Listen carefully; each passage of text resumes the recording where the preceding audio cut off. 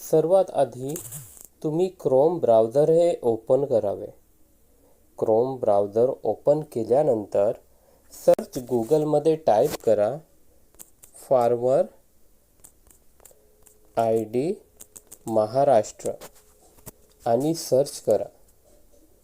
Search केल्यानंतर सर्वात आधी असं इंटरफेस दिसेल. त्यामध्ये सर्वात पहिला ऑप्शन आहे महाराष्ट्र फार्मर रजिस्ट्री. त्यावर क्लिक करा.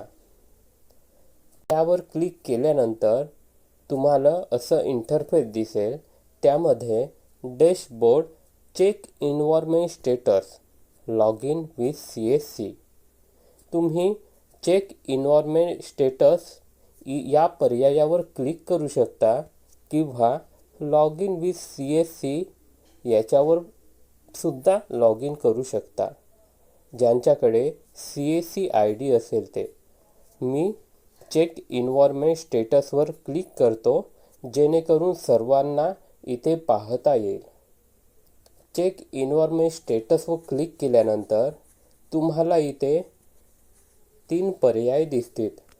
आधार नंबर, एन्व्हायरमेंट ID आणि फार्मर ID.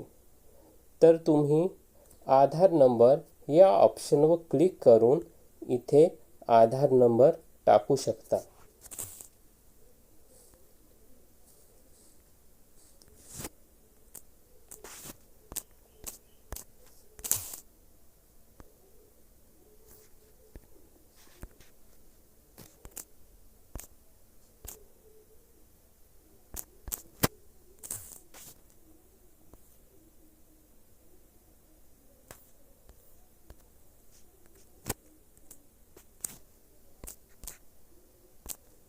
आणि चेक या पर्यायावर क्लिक करा.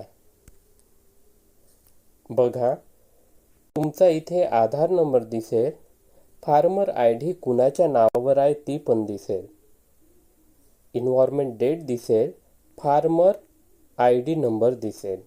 हा नंबर अतिशय महत्त्वाचा असतो.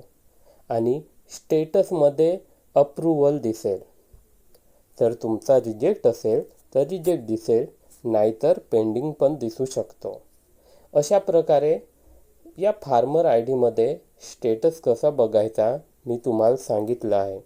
तुम्ही अशा प्रकारे यामध्ये स्टेटस बघू शकता.